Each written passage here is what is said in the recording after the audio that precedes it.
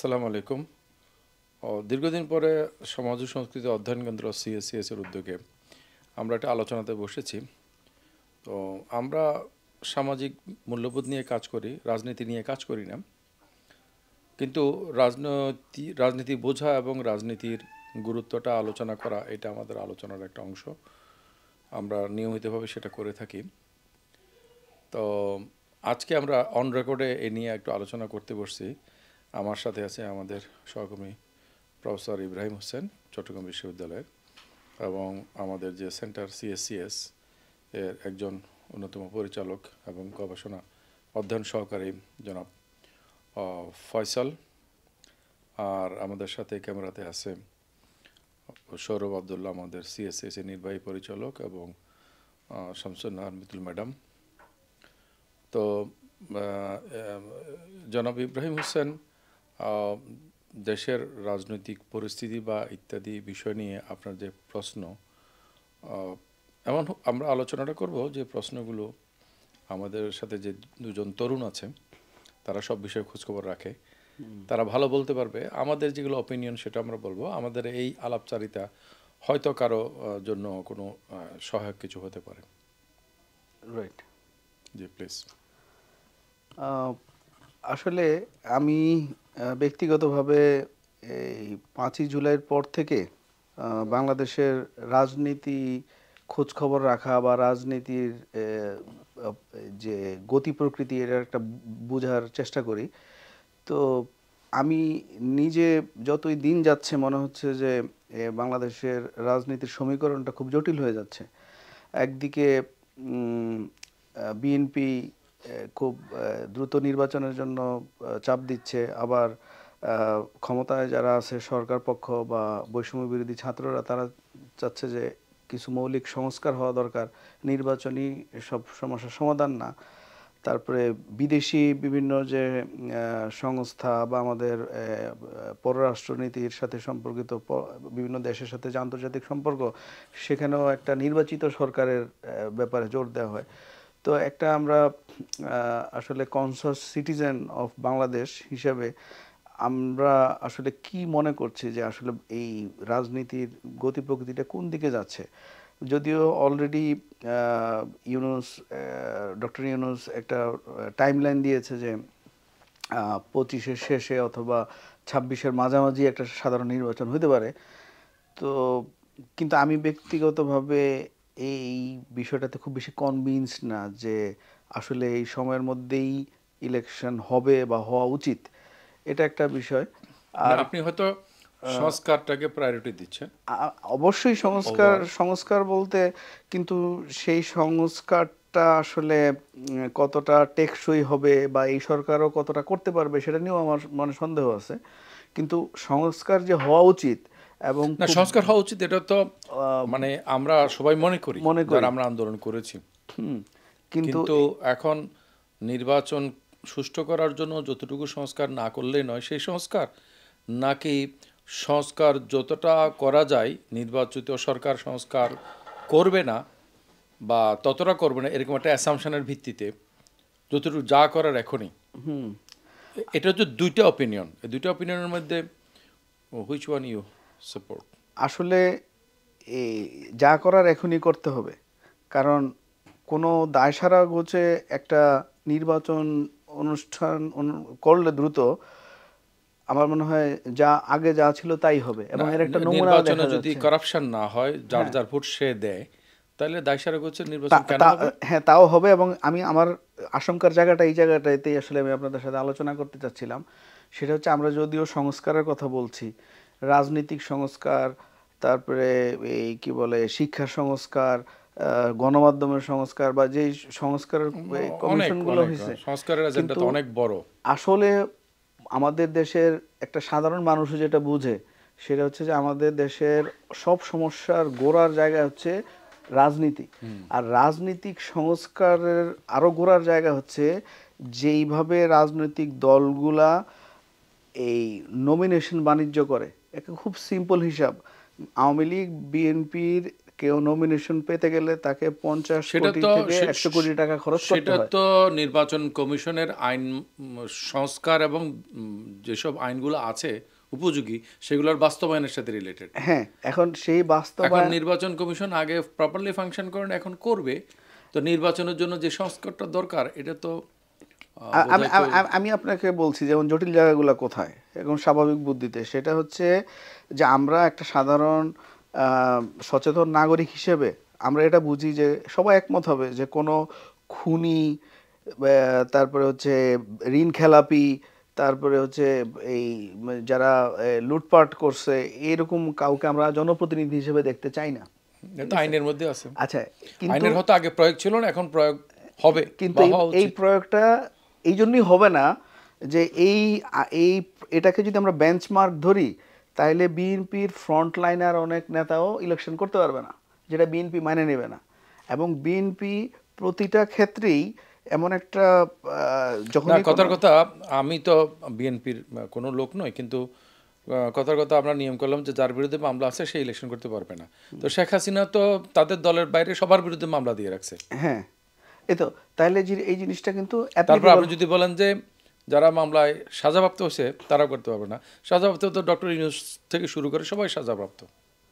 Exactly, তাহলে আপনি এখানে ওই যে তাহলে আমরা কি দাঁড়াচ্ছে যে কোনো কিছুই কিন্তু কাজ করতেছে না, তার মানে আমরা আগের ফরম্যাটেই ফিরে যাইতে হবে গোলেমালে, ঠিক আছে? তাহলে যাদের বিরুদ্ধে, মানে কথাটা টু দি পয়েন্টে না আসে সারাদিন আলোচনা করলে শেষ হবে না। যাদের বিরুদ্ধে মামলা আছে তারা, অথবা যারা সাজাপ্রাপ্ত হয়েছে তারা সবাই বাদ যাবে।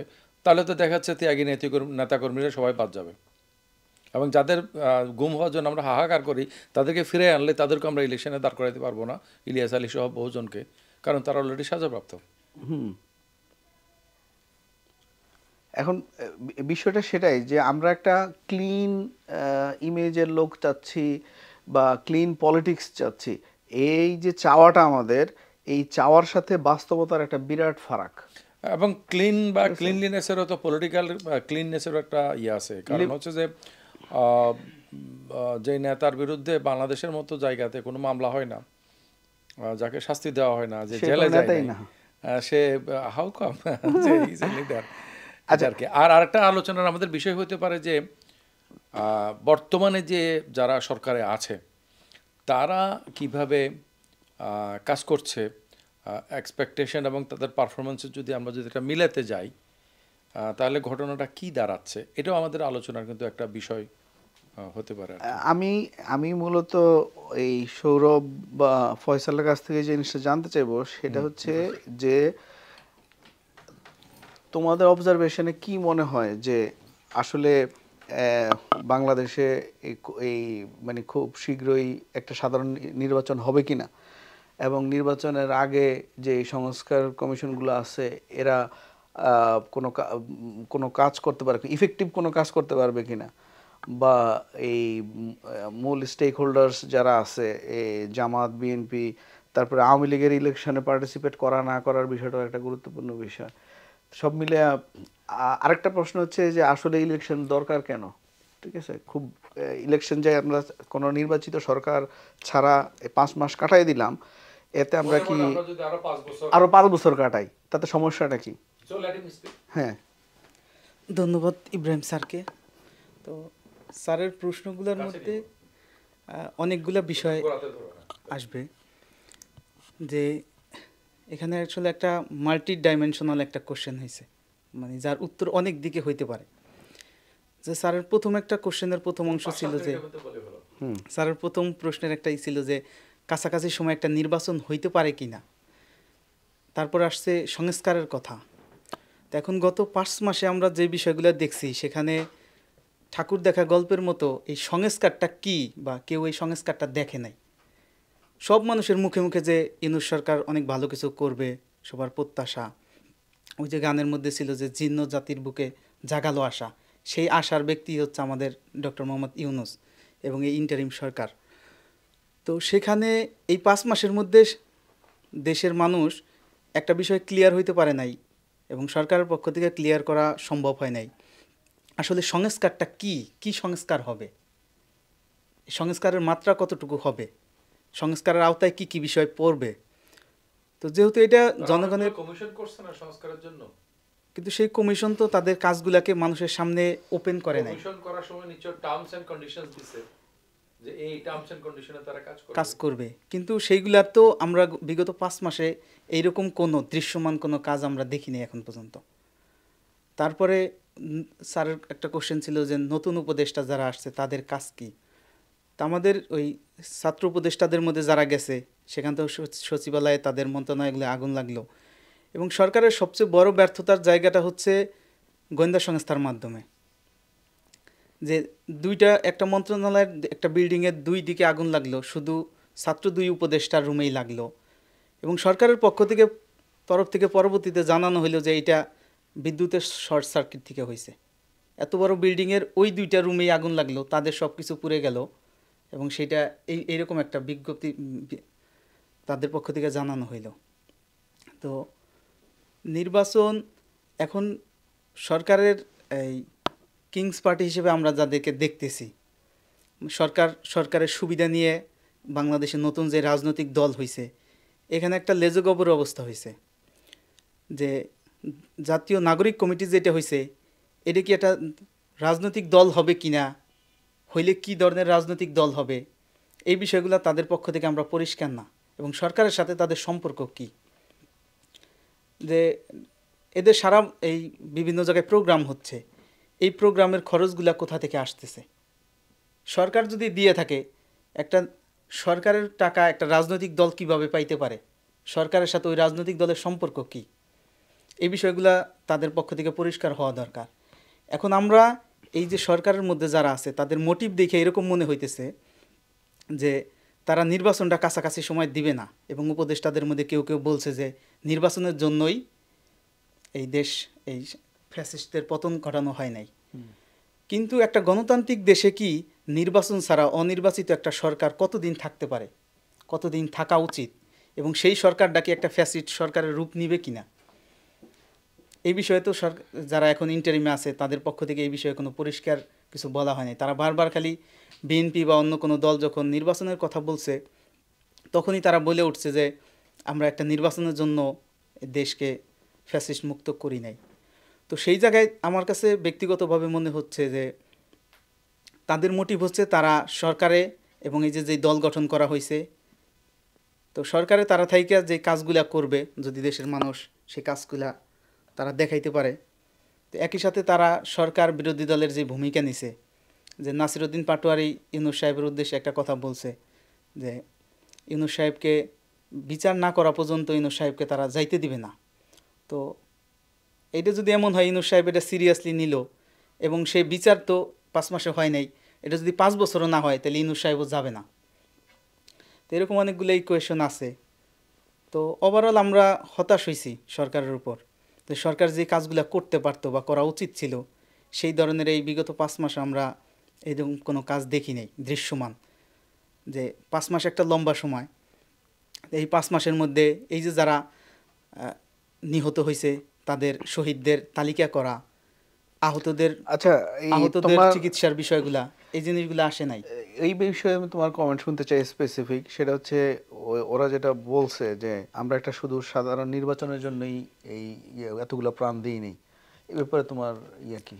এখন বিপ্লব পরবর্তী এই যে সরকার হয়েছে, এই সরকারটা তাদের কাছে আমার কোশ্চেন হচ্ছে এই সরকারটা কি সরকার? এইটা কি কোনো এই সংবিধান মাইনে কনস্টিটিউশন মাইনে একটা গভর্নমেন্ট হয়েছে, নাকি কনস্টিটিউশনের বাইরে মানে বিপ্লবী সরকার? না, এটা তো কনস্টিটিউশন মেনেই হয়েছে। যদি কনস্টিটিউশন মেনে হয় তাহলে তো কনস্টিটিউশনের মধ্যে আছে যে 90 দিনের মধ্যে ইলেকশন দিতে হবে, তাহলে তো তারা তো 90 দিনের মধ্যে ইলেকশন দেয় নাই। না, ওটা আমরা সাংবিধানিক বাধ্যবাধকতার প্রশ্নে যাই নাই। আমি একজন আন্দোলনে অংশগ্রহণকারী একজন হিসেবে বা দেশের একজন সাধারণ সচেতন নাগরিক হিসেবে এটা আমারও অনুভূতি যে এত রক্তপাত দিয়া আমরা শুধুমাত্র একটা নামকাওয়াস্তে পার্টিসিপেটরি ইলেকশন এনশিওর করে এটা সমাধান হবে না। আমাদের যে জাতিগত যে মানে সমস্যা এটা অনেক গভীরে, ঠিক আছে, এবং এটা একটা জাতির জীবনে খুব কম এই চান্স আসে যে নিজেদেরকে রেকটিফাই করা। তো অনেক বছর অপেক্ষা করতে হয় এরকম একটা ঘটনার জন্য। তো এটা যদি আমরা এখন কোনো রকমে একটা ইলেকশন করে আবার একটা বিএনপিকে আসি, সেই রাজনৈতিক কালচার, সেই চামচামি, সেই বড় ভাইগিরি, সেই টর্চার, ঠিক আছে, জাস্ট আমরা এখনও যেটা দেখতে পাচ্ছি যে আওয়ামী লীগের জায়গায় বিএনপির পোস্টারগুলো রিপ্লেস হয়েছে, এটা হয়েছে। তো এটা কি তাইলে আমাদের এই কথাটা জাস্টিফাইড না যে আমরা যদি 5 মাস অপেক্ষা করতে পারি, ভালো কিছুর জন্য আরও 5 বছরও দরকার হলে আমরা অপেক্ষা করব। কারণ ইলেকশন করা মানে হচ্ছে কিছু লোককে লুটপাটের জন্য ফ্যাসিলিটেট করা, তৈরি করে দেওয়া, ঠিক আছে। তারা এখনও করতেছে, যদিও তখন আরও বড় আকারে করবে, ঠিক আছে, সেটার জন্য। তো এখন স্টুডেন্টরা এতটা পাওয়ারফুল না যে সবগুলা লুটপাট তারা হাত দিয়ে ঠেকাই দিতে পারবে। মোট কথা হচ্ছে এই যে আমরা 2 দলীয় একটা বিভাজনের মধ্যে আছি, জাতিগত বিভাজনের মধ্যে আছি, এর থেকে বাইর হওয়ার একটা রাস্তা কিন্তু মানে যারা সচেতন নাগরিক, যারা সেন্ট্রিস্ট হিসেবে নিজেদেরকে দাবি করে, এরা কিন্তু সবসময় এটা চায়। এবং তারা আওয়ামী লীগ এবং বিএনপির যে লুটতরাজতন্ত্র, সন্ত্রাসতন্ত্র, এটাকে ঘৃণা করে এবং এর থেকে বাইরে আসতে চায়। এবং বিশেষ করে তরুণ প্রজন্ম, তারা আন্দোলনের সময় এটা কিন্তু স্পষ্ট করছে, ইভেন 5ই আগস্টের আগেই, যে আমরা এই খালেদা মানে শেখ হাসিনার পরিবর্তে খালেদা জিয়াকে বসানোর জন্য আন্দোলন করছি না, ঠিক আছে। তো এই এই বিষয়টা মানে তুমি কিভাবে দেখো?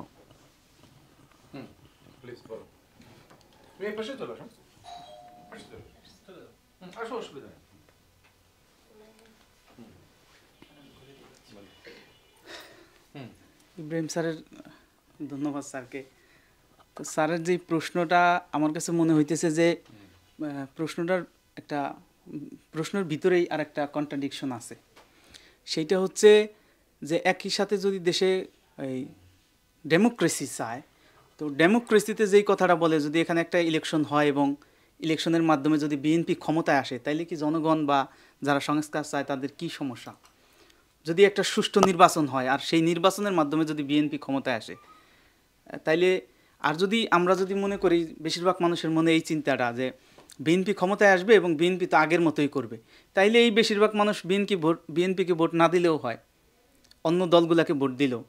আর যদি সেই জিনিসটা সম্ভব না হয়, যদি এমনই মনে হয় না বিএনপিই আসবে, তাইলে আমরা এই যে সংস্কারের জুজুর ভয় দেখায় মানুষকে বলতেছি, তাহলে তো আমার কাছে ব্যক্তিগতভাবে মনে হয় যে এটা কোনো কাজ দেবে না। বিএনপি যদি সরকারে আসে এবং সংস্কারকে তারা যদি উইথড্র করে, যদি বলে যে না আমরা এগুলো মানি না, তাইলে তো আর সংস্কারের এই যে বছর বছর সংস্কার হবে, এগুলো হবে না। আচ্ছা, এই ব্যাপারে আমি যেটা বুঝতেছি সেটা হচ্ছে বিএনপি কেন আসবে, ঠিক আছে। বিএনপি কারণে আসবে, একটা হচ্ছে ওই অ্যান্টি ইনকামবেন্সি যে আওয়ামী লীগ যেসব খারাপ কাজ করে গেছে, এখন আওয়ামী লীগের বিকল্প হিসেবে রাজনীতির ময়দানে বিএনপি হচ্ছে ফার্স্ট কন্টেন্ডার, 1 নম্বর কথা। 2 নম্বর কথা হচ্ছে এই যে তুমি বলছো যে বিএনপিকে যদি আশঙ্কা করে তাহলে ভোট না দিল, কিন্তু সমস্যা হচ্ছে এই তরুণ সমাজ যারা এখানে সক্রিয়ভাবে আন্দোলন করছে বা দেশের সচেতন এই সংখ্যাটা ওই মোট জনগোষ্ঠীর তুলনায় অনেক কম সংখ্যা।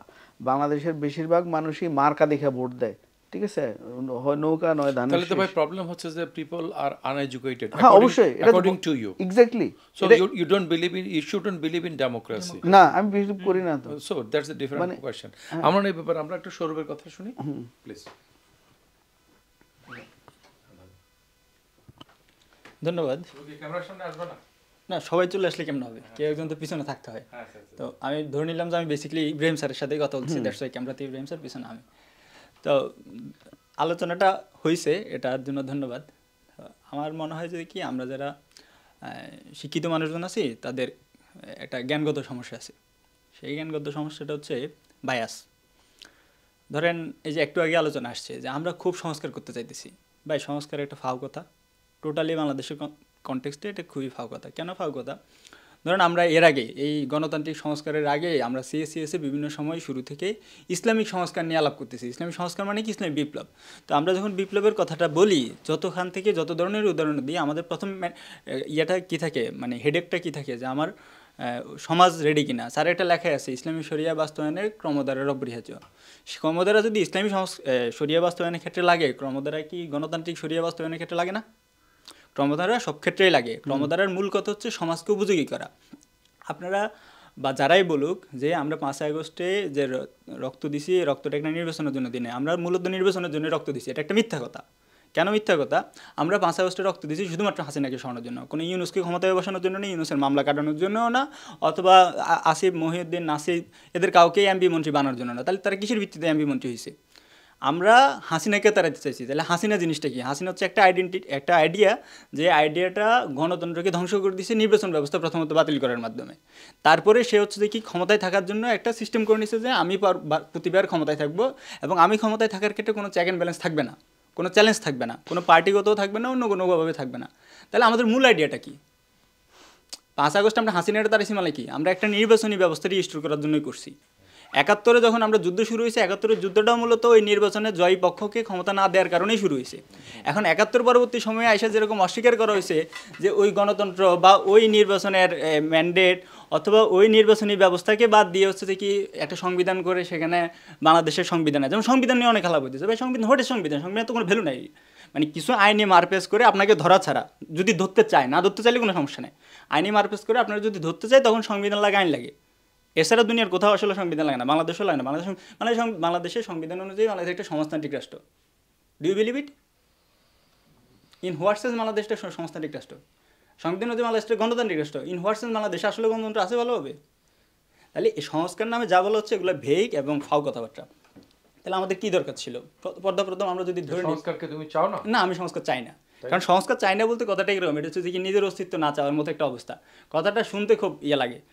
সংস্কার বলতে আপনার কি দরকার? এই সরকার যে ক্ষমতায় আসছে, সংস্কার আলাপটা আমি পরে আসি, এই সরকার ক্ষমতায় আসছে কিসের ম্যান্ডেটে? এই যারা মারা গেছে, আহত হয়েছে, যে তাদের ক্ষমতা, তাদের মাধ্যমে একটা হাসিনা উৎখাত হয়েছে। সেই এ সরকার আসে প্রথম ডিউটি কি তার? মোরাল এবং লিগ্যাল অথবা যে সেন্সে আপনি দেখেন না কেন, তার ফার্স্ট ডিউটি কী হওয়া উচিত ছিল? আহত নিহতদের জন্য কার্যকর কোনো কিছু করা। আজকে 5টা মাস হয়ে গেছে, তার এখন তালিকা করতে হবে, একটা পরিপূর্ণ তালিকা করা। হ্যাঁ, একটা তালিকা হয় নাই। মানে এটা তালিকা করতে কয় বছর লাগবে? একটা সরকার কতটুকু অযোগ্য হলে 5 মাসে 2000 মানুষের তালিকা করতে পারে না? তাহলে সেই সরকার আপনাকে কি সংস্কার দিবে? এখন সংস্কার তো বলছে 700, এখন পর্যন্ত 820 আমি দেখছি, এটা আপডেট হইতেছে। তারা এটা 700 তো না, রিজিড না, তারা ভেরিফিকেশন চলতেছে, আপডেট করতেছে।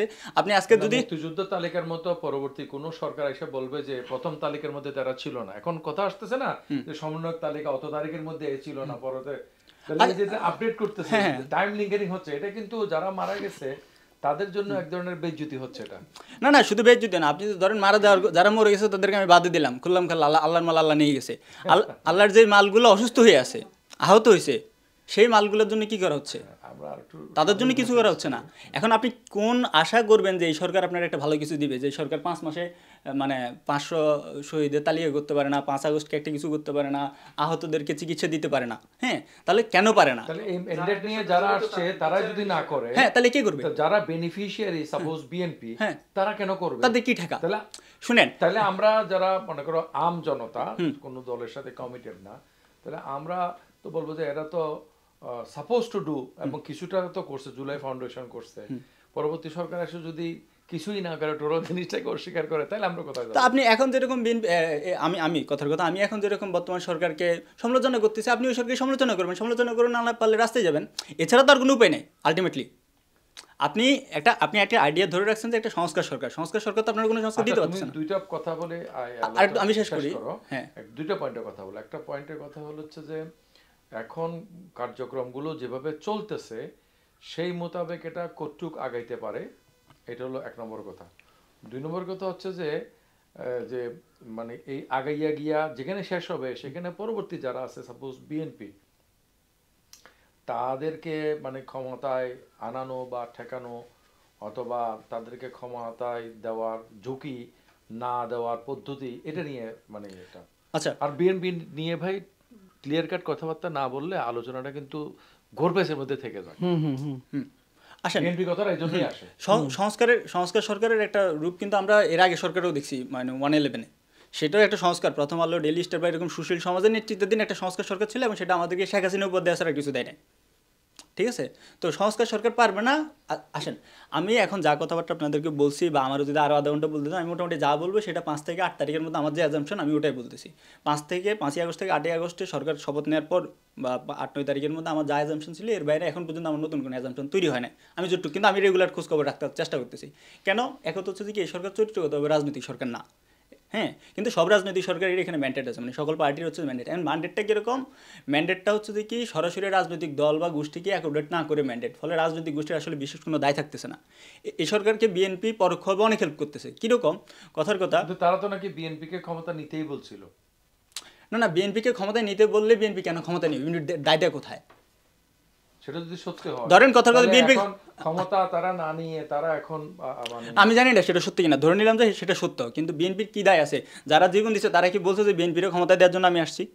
আপনি বিএনপির দিচ্ছেন কিনা সেটা একটা গণতান্ত্রিক রাজনীতি করা এবং গণতান্ত্রিক রাজনীতিতে বিশেষ করে পার্টি হিসেবে বিএনপি মনে করে আমি জনগণের ভোটের মাধ্যমে ক্ষমতায় যাব। বিএনপি ভোট চায়, সে একটা পার্টি হিসেবে তো এর বেশি কিছু তো সে চাইতে পারে না, এর চেয়ে কম কি চাইবে? আমি যদি আজকে পলিটিক্যাল পার্টি খুলি, আমার তো টার্গেট থাকবে যে আমি জনগণের ম্যান্ডেট নিয়ে ক্ষমতায় যাব, এছাড়া আমার জন্য তার কোনো পথ থাকতে পারে না। আসেন আমি শেষ করি, এটা আসলে রাজনৈতিক সরকার না। বিএনপি কীভাবে সরকারকে হেল্প করতেছে? কথার কথা বিএনপি খারাপ, বিএনপি যেই খারাপ এটা আমাদের সোসাইটিতে থাকা খারাপ অংশটাই।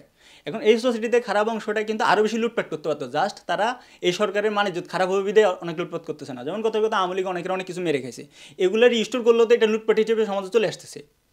আমার অনেক কিছু কথা কথা আমার খাইছে, আমার স্বাস্থ্য বাইরটা সহ এখন আমি উসুল করবো, এই উসুলটা করতে গেলে এটা লুটপাট আকারে হাজির হবে। অথবা ধরেন কথা কথা আমাদের সমাজে বিএনপির যে পরিমাণ খারাপ চরিত্র দেখানোর ক্যাপাসিটি আছে সেটা বিএনপি সামলাইতেছে, দেখাচ্ছে না অনেক ক্ষেত্রে, ঠিক আছে? তো সেই হিসাবে যে পরোক্ষ সুবিধাগুলো এই সরকার পাচ্ছে সেটা ক্যাশ করতে পারতেছে না তার রাজনৈতিক অযোগ্যতার কারণে। রিসেন্টলি নিউ এজের সাথে ইউনুস সরকার একটা সাক্ষাৎকার দিয়েছে, সেটা দেখলে আপনি দেখবেন যে ওনাদের কাছে রাজনীতিটা একটা খেলতামশার মতো ব্যাপার। দেখেন আমরা আমলাতন্ত্র বুঝি না, আমলাতন্ত্র জটিল, আমাদের তো এগুলোর অভিজ্ঞতা নেই, আমাদেরকে বসায় দিছে। আমি নুরুল কবিরের সাথে ইউনুস অন্য তার মন্ত্রীদের সম্পর্কে বলতেছে ওদের কি সমালোচনা বা বদনাম করবো কাজের জন্য, আমিও তো কম্পিটেন্ট না। এই যখন রাষ্ট্রের প্রধান এবং তার মন্ত্রিসভার বক্তব্য, তাদের কাছ থেকে আপনি কেমনে আশা করবেন যে তাদের, আমি শুনছি, হ্যাঁ আমি না, আপনি শুনলেই শুনতে পারবেন, লিটারালি এইসব ওয়ার্ডে ব্যবহার করছে যে আমরা তো এগুলো বুঝি না, আমাদের সেক্টর আরেকটা, আমাদেরকে এনে বসাই দিছে। হ্যাঁ, তো ফলে একটা অরাজনৈতিক এবং এনজিওবাদী সরকারের গণতান্ত্রিক বিশেষ কোনো উচ্চাভিলাষ নাই, ঠিক আছে? তো আসেন দ্বিতীয় হচ্ছে যে কি, এখন আমি যদি আরও স্পেসিফিক বলি যে এই সরকারের পক্ষে সংস্কার করা সম্ভব হবে কিনা, এই সরকারের পক্ষে সংস্কার করা সম্ভব হবে না। তার 90 দিনের সময় দিয়েছিল কমিশনগুলো, আমার কাছে স্পেসিফিক তথ্য আছে, ওখানে কিন্তু এই নুরুল কবিরকে উনি বলছে 90 দিনের মধ্যে ওরা পারে নাই, একটু সময় বাড়াইছে। কেউ হচ্ছে যে কি জানুয়ারির 15 তারিখের মধ্যে দেওয়ার কথা, কোনো সংস্কার সম্ভবত জনপ্রশাসনে ঝামেলা হওয়ার কারণে ওটাতে 30 তারিখের মধ্যে দিতে বলছে। এগুলো দিবে, এগুলো নিয়ে ঐক্যমত কমিশন করবে, তারপরে রাজনৈতিক পার্টির সাথে কথা বলবে, এরকম করে টাইমটা লিঙ্গারিং হবে এবং 2025-এর ভিতরে নির্বাচন হওয়ার সম্ভাবনা আছে। কারণ বিএনপি এখন চাপতেছে, মানে পরোক্ষভাবে চাপতেছে যে আপনারা এইভাবে করে কিছু করতেছে না, আমাদেরকে দিয়ে দেন। তো আমার কাছে মনে হয় একটা ভোট হয়ে, ভোটের মাধ্যমে যেই আসুক সে যতটুকু খারাপ হয় ওটুকু খারাপই ভালো। এরকম অনিশ্চিত অযোগ্য সরকারের খারাপ অবস্থা চাইতে, হ্যাঁ আমার একটা ধরেন কথার কথা, to be free and frank এবং অনেস্ট অথবা ক্লিয়ার কাট, আওয়ামী লীগ একটা মার খাওয়ার দরকার ছিল। আওয়ামী লীগ মার খায় না, আওয়ামী লীগ যদি বিএনপি মারতো তখন তো হচ্ছে যে কি আপনাদের মতো অনেক সুশীল সমাজ অথবা জেনারেশন জি যারা রাজনীতি তেমন একটা বুঝে না হালচাল, তারপরে এই দেখো এই গেছে এই মারামারি করতেছে, তা আপনি তো তারে কোর্টের মাধ্যমে শাস্তি দিতে পারতেছেন না। যে 626 জন এই সরকারের আন্ডারে ছিল, সেনাবাহিনীর আন্ডারে, সেনাবাহিনী ব্যাক্ট, সেই 626 জনের তালিকা আমরা জানি না, সেই 626 জন সরকারের ইয়ের কাছে আদালতের কাছে হাজির হয় না, আদালত এখান থেকে 2 জনের অ্যারেস্ট করে ওখান থেকে 4 জন ভাগে যায়। এরপরে হচ্ছে যে কি কোনো আপনি তাহলে যে আপনাকে হত্যা করছে, যে লুটপাট করছে, তারা আপনি আইনের মাধ্যমে মারতে পারবেন না, আইনের বাইরে গিয়েও মারতে পারবেন না, তাহলে আপনার সোসাইটির সংস্কারটা কী হবে? ফলে বিএনপি যদি ক্ষমতায় আসে, বিএনপি যদি রাজনৈতিক প্রতিহিংসার জন্য আওয়ামী লীগের 2টা মার দেয়, এটা তুলনামূলক আপনার সোসাইটির জন্য ভালো, শুনতে খারাপ শোনায়, ঠিক আছে? তো আমাদেরকে তো এই রাজনৈতিক ওই পরিবেশটাকে, ওই কথাটাতে আসছে তাহলে ওই সেনাবাহিনী, হ্যাঁ সেনাবাহিনী তো বিপ্লবের একটা বিরাট স্টেক হোল্ডার, বর্তমান সরকারের বিরাট স্টেক হোল্ডার, এবং ফিউচার যে সেটআপ আমরা বলছি সেটা স্টেক হোল্ডার। বাংলাদেশ রাষ্ট্রের জন্য সেনাবাহিনী is a very big stakeholder এবং ডিপ স্টেট আমরা যাই বলি, এদের আসলে চিন্তা ভাবনা কি সেটা তো আমি জানি। এটা চিন্তা ভাবনা হচ্ছে যে কি তারা চাচ্ছে না যে আওয়ামী লীগের শাস্তি দেওয়া হোক, দ্যাটস ওয়াই তো সে 626 জনকে নিজেদের আন্ডারে নিচে বলছে যে কি আমরা তখন এক্সকিউজ দেখেছে আমরা কোনো এক্সট্রা জুডিশিয়াল কিলিং চাই না, দ্যাটস ফাইন, তাহলে এক্সট্রা জুডিশিয়াল কিলিং এসে আপনারা জুডিশিয়ালির হাতে হাজির করতেন, ও দিচ্ছেন না তো। ডিবির সাবেক ইয়ে ছিল, ডিবির হারুনের আগে যে আরও সিনিয়র মনির নিজে সাক্ষাৎকার দিয়ে বেড়াইতেছে যে আমি নিয়ে সেনাবাহিনীকে আত্মসমর্পণ করছি, আবার নিজের মতো করে বেরিয়ে চলে আসছি। এখন সে হচ্ছে যে কি ফেসবুকে স্ট্যাটাস দেয়, টিভি পত্রিকাতে সাক্ষাৎকার দেয়। আপনি সংস্কারটা কেন ভাই? সংস্কার পরের হিসাব, আহত নিহতদের জন্য কিছু করা, বিচার করা, নির্বাচন করা, এগুলো যদি না হয়। এখন আমরা যে দেশের যে সংস্কার চাচ্ছি, নানা ধরনের এডুকেশন রিফর্ম, ইকোনমিক রিফর্ম বা বিভিন্ন কিছু চাচ্ছি, এইটার ব্যাপারে আমাদের মানে সেনাবাহিনীর চিন্তা ভাবনা কি, মানে তারা আমরা তো জানি না সেটা, সেনাবাহিনীর তো হ্যাঁ সেনাবাহিনীর কি সেটা আমরা জানি না, কিন্তু সবচেয়ে বড় কথা সেনাবাহিনীর কাছ থেকে কনসার্ন আমাদের চাইতে হবে কেন? আপনি এডুকেশন সেক্টরে রিফর্ম করবেন, আপনি পলিটিক্যাল সেক্টরে রিফর্ম করবেন, অথবা আপনি আইনি অনেক বিষয় রিফর্ম করবেন, সেটার জন্য সেনাবাহিনীর কেন কনসেপ্ট লাগতেছে? মানে আমরা তো একটা গণতান্ত্রিক রাষ্ট্রে আছি এবং আমাদের এখানে আইন বিচার তারপরে আরও কী কী বিভাগ বিভাজিত আছে। সেনাবাহিনী তাহলে দেখেন বাস্তবতাটা বোঝার চেষ্টা করেন, সেনাবাহিনীর যদি এখান থেকে আমাদেরকে কনসেন্ট নিতে হয় তাহলে আপনি সংস্কারটা কী করবেন? আপনার ফার্স্ট সংস্কার তো হওয়া উচিত যে যেই যে বিভাগগুলো আলাদা হওয়া উচিত। তাহলে আমরা একটা প্যারাডক্সে পড়লাম না? প্যারাডক্সটা হচ্ছে যে আমরা রিফর্ম চাচ্ছি, কিন্তু military interference and influence on civil government, এই জায়গাতে আমরা কিন্তু কোনো রিফর্ম চাইতে পারতেছি না। কেন? কারণ সেনাবাহিনী ফায়ার ওপেন করে নাই বলেই শেখ হাসিনা পালাই গেছে, হাজার হাজার মানুষের জীবন বাঁচছে, তাই না? কেউ সেনাবাহিনীর বিরুদ্ধে কিছু ছেলে পেলে আমাকে একটা আলোচনার মধ্যে কিছুদিন আগে বলার সময় আমি বললাম যে দেখো, ওয়াকারুজ্জামান যদি দাবি করেও থাকে তার মানে কন্ট্রিবিউশন, এটা তো কারেক্ট। সেনাবাহিনী যদি ফায়ার ওপেন করতো তাহলে কি হইতো, রাইট? তো তখন তারা আমাকে একটা কথা অবশ্য বলছে এবং আমি সেটা অবশ্য এগ্রি করছি। তারা বলছে দেখেন যে স্যার, সেনাবাহিনী ফায়ার ওপেন করে না, ক্র্যাকডাউনে যায়নি, কারণ যাওয়ার কোনো সুযোগ ছিল না। মিড সিনিয়র লেভেলে যেসব সেনাবাহিনীর অফিসাররা ছিল, সেনাবাহিনীর যারা জওয়ানরা ছিল, তারা এটা কোনোভাবে মানতো না। তাহলে তাদের নিজেদের মধ্যে একটা মিউটিনি হইতো সম্ভাবনা ছিল, এবং তারা নিজেদের লোকের হাতে তারা মারা পড়তো, তাদের হাতে আমরা মারা পড়তাম, চারিদিকে একটা এটা খারাপ হলে গৃহযুদ্ধ অথবা তো 50 কয়েক হাজার মানুষের আরো মৃত্যু হতো। গভর্নমেন্টের চাওয়ার ক্ষেত্রে তো ইন্টারন্যাশনাল ফোর্সেরও একটা ভূমিকা আছে, তারা কমিউনিটি কি চাচ্ছে। ধরুন আপনি কি সংস্কার করবেন চিন্তা করেন, কথার কথা গত 15 বছরে কি পরিমাণ লুটপাট হয়েছে আমরা জানি।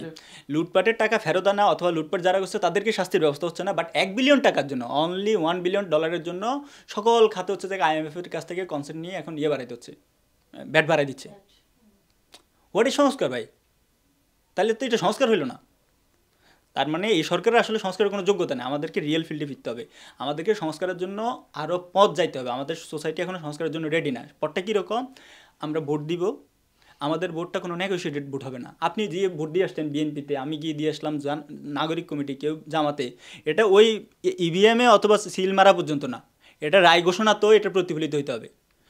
সম্ভাবনা আছে যে সামনের নির্বাচনটাও রায় ঘোষণার উপরে হবে। আপনি আমি সবাই ভোট দিব, বাট আমাদের ভোটটা শেষ পর্যন্ত কাউন্ট হবে না।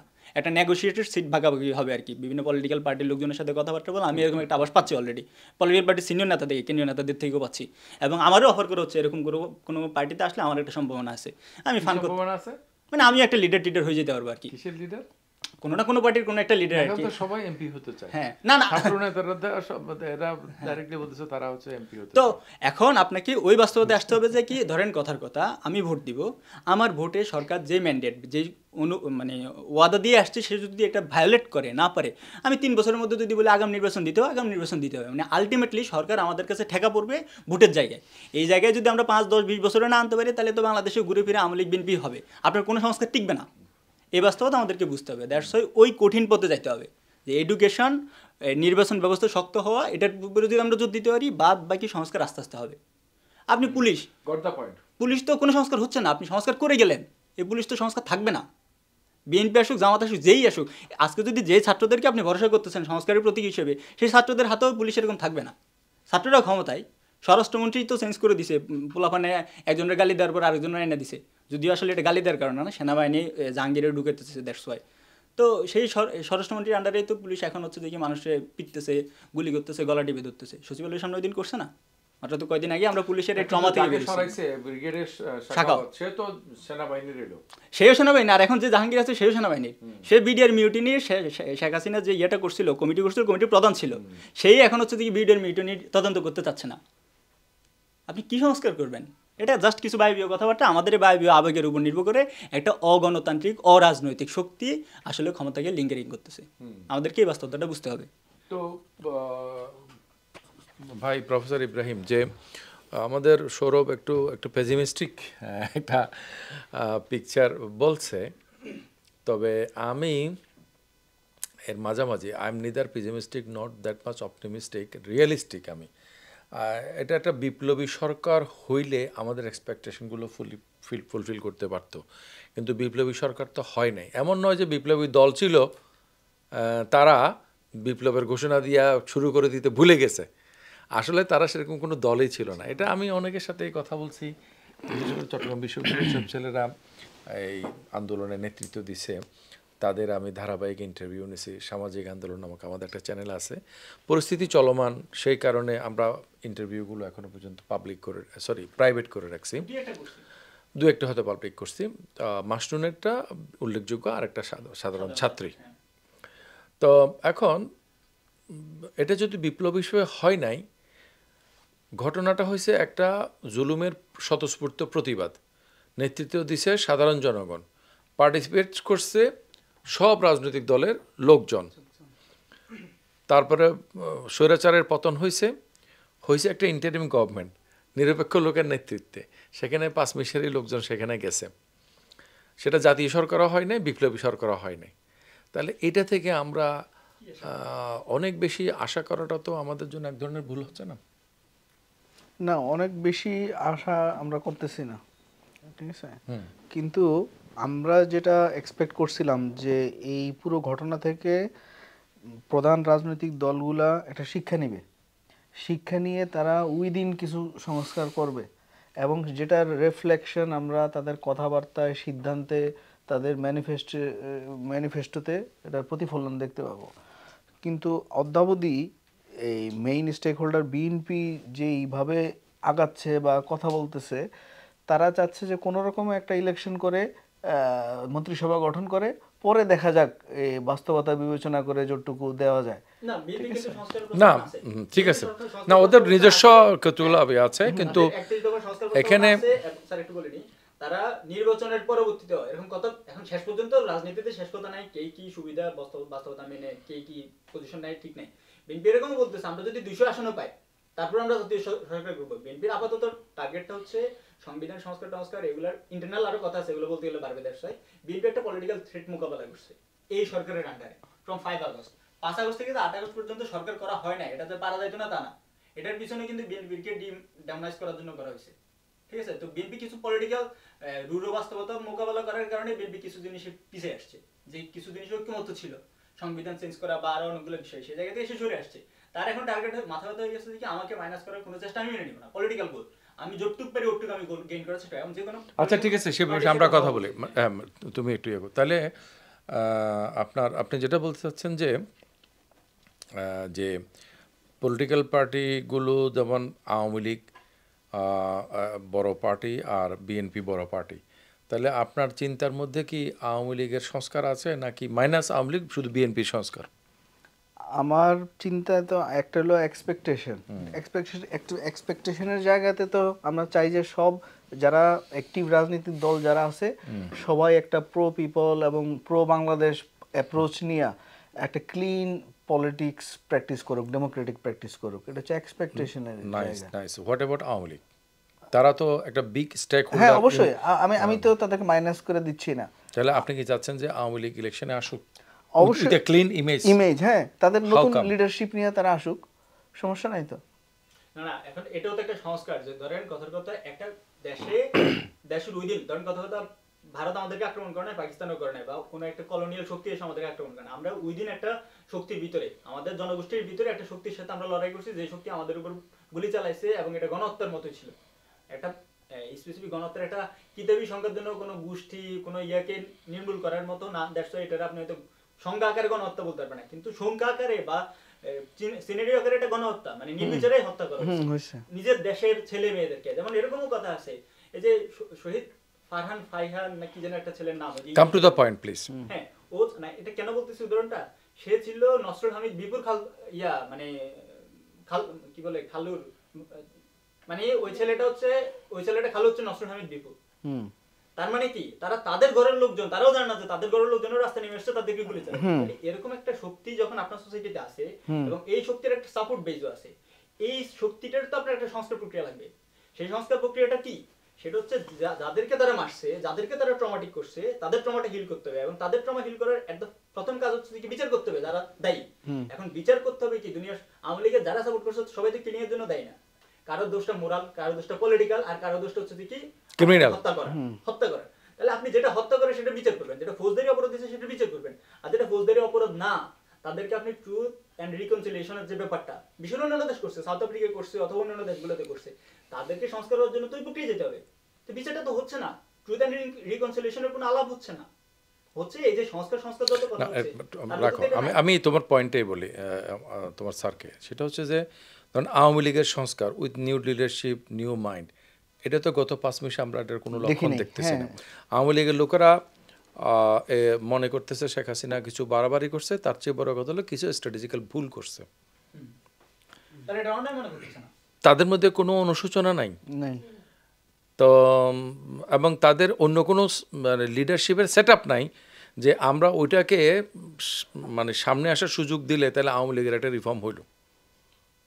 তাহলে আওয়ামী লীগের মতো একটা বড় দল, সেটা যদি কোনো সংস্কার না হয় তাহলে রাজনৈতিক সংস্কারটা দেশে হলো কীভাবে? তারপর মনে করি বিএনপি মনে করছে যে যত জালিয়াতিই করুক আমরাই ক্ষমতাতে আসতেছি, তাহলে একটা ক্ষমতাপন্থী দল হিসেবে সে কেন সংস্কার করবে? মানে আমি যদি রিয়েলিস্টিক পজিশনতে বলি, সে মানে আরেকটা হাসিনাগিরি করে হয়তো তাকে ক্ষমতা থেকে বাইরে রাখা যাবে, কিন্তু এছাড়া there is no other way যে বিএনপিকে আপনি ক্ষমতা থেকে নেক্সট মানে 5 বছর পরে হোক আর যখনই করবে 5 বছর চালাতেও পারবে না, কারণ এটা যখন মেসিভ একটা মুভমেন্ট শুরু করবে সব কিছু উল্টে যাবে। তো তারা তো সরকারকে সময় দিচ্ছে, যাতে সরকারকে সময় দেয় না এই একুজিশনটা তাদের মধ্যে পড়তে না হয়, কিন্তু 1-1.5 বছর হয়ে গেলে তারা কিন্তু আর সেটা দিবে না। তো এখন তারা এটা কেন করবে? এখন আমরা যারা সুশীল বা এলিট বা শিক্ষিত সমাজ আছি, আমরা মনে হচ্ছে দেশের সংস্কার করা দরকার, কিন্তু আওয়ামী লীগ সেটা করতেছে না, বিএনপি করতেছে না, সাধারণ মানুষজন বুঝতেছে না, সাধারণ মানুষজন বুঝতেছে না, সাধারণ মানুষজন যখন বুঝতেছে না, তাদের আস্থা হলো ধানের শীষ, তাদের প্রতীক হলো বেগম জিয়া, তারা এটা দেখে ভোট দিবে। তার লোকাল লিডার কি করছে না করছে এটা কোনো বড় কথা নয়, as well as Awami League. এখানে অলরেডি আমাকে কিছু স্টুডেন্ট বলছে আর আমি পুরো অবাক হয়ে গেছি। তাকে জিজ্ঞেস করলাম যে কেন ছাত্রলীগ অন্যায় করছে না? বলে হ্যাঁ করছে। আওয়ামী লীগ জুলুম করছে না? হ্যাঁ করছে। তাহলে ইলেকশনে কাকে ভোট দিবেন? বলে আওয়ামী লীগের প্রার্থী দেখলে আওয়ামী লীগকে দিব। কেন দিবেন? কারণ আমি তো আওয়ামী লীগে করি, আমাদের গোষ্ঠী আওয়ামী লীগ করে, আমি আওয়ামী লীগ। বুঝছেন? এই হচ্ছে যে অবস্থা। এই অবস্থার মধ্যে আসলে মানে আপনার মতে জিনিসটা আসলে কি হতে পারে বা কি হওয়া উচিত, মানে প্র্যাকটিক্যালি, মানে একটা ইউটিউবিয়ান চিন্তা না করে let us B realistic. Exactly.